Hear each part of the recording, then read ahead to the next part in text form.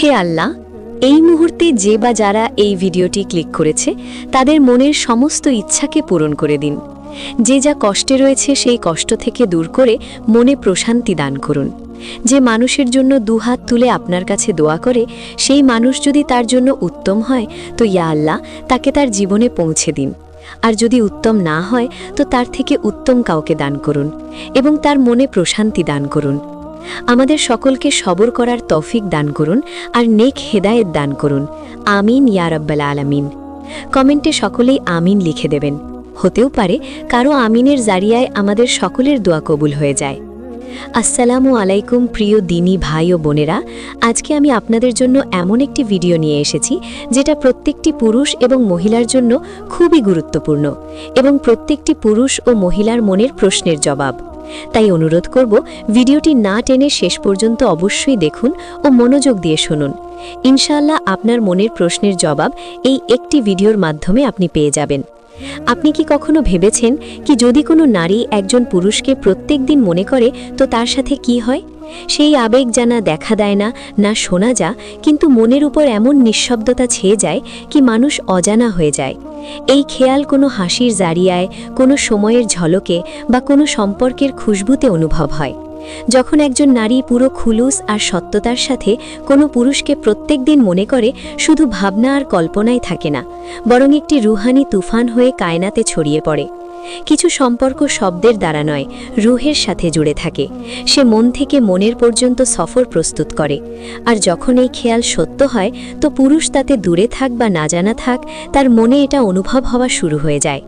যেটার প্রথম নিশানি হলো মনের অস্থিরতা।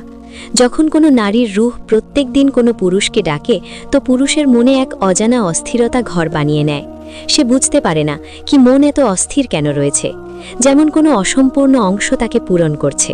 দ্বিতীয় নিশানি হলো খেয়ালে উপস্থিত হওয়া। সে তাতে যতই ব্যস্ত থাকুক কিন্তু তার খেয়ালে বারবার সেই নারীর খেয়াল আসতে থাকে। কখনো প্রশ্নের মতো, কখনো খেয়ালের মতো, আর কখনো ইচ্ছা হয়। আর এই সব কিছু তখন অনুভব হয় যখন সে একা থাকে, যখন দুনিয়ার আওয়াজ নিঃশব্দ থাকে। তৃতীয় নিশানি হলো স্বপ্নে দেখা হওয়া। কথাই বলে রুহ কখনো মিথ্যে বলে না।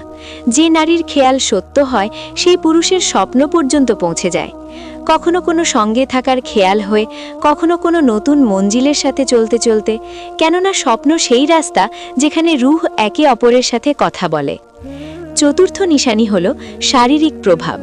পুরুষের ঘুম বদলে যায়, মনের হার্টবিট বেড়ে যাওয়া অনুভব হয়, কখনো কখনো অদ্ভুত ক্লান্তি অনুভব হয়।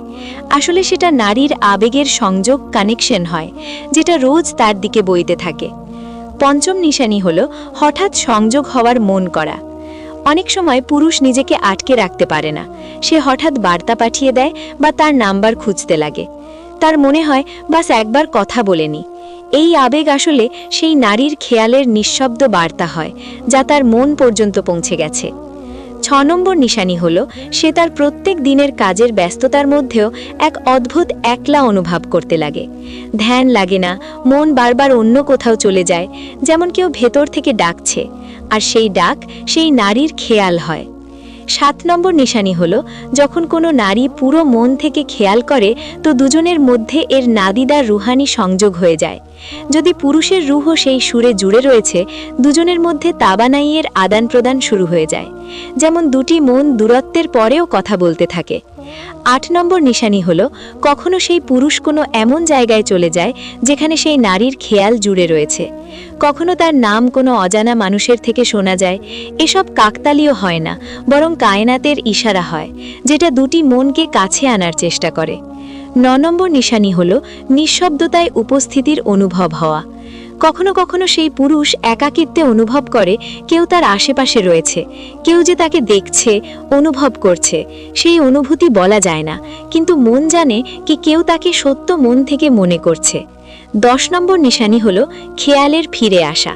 খেয়ালের সবচেয়ে গভীর তাসির এটাই হয় কি যখন কেউ সত্য মন থেকে মনে করে তো একসময় এমন আসে তো সেই মানুষ নিজেও তাকে মনে করতে লাগে। বিনা কোনো কারণে তার জিকির, তার হাসি, তার কথা সবকিছু খেয়ালের মধ্যে ছুটতে লাগে।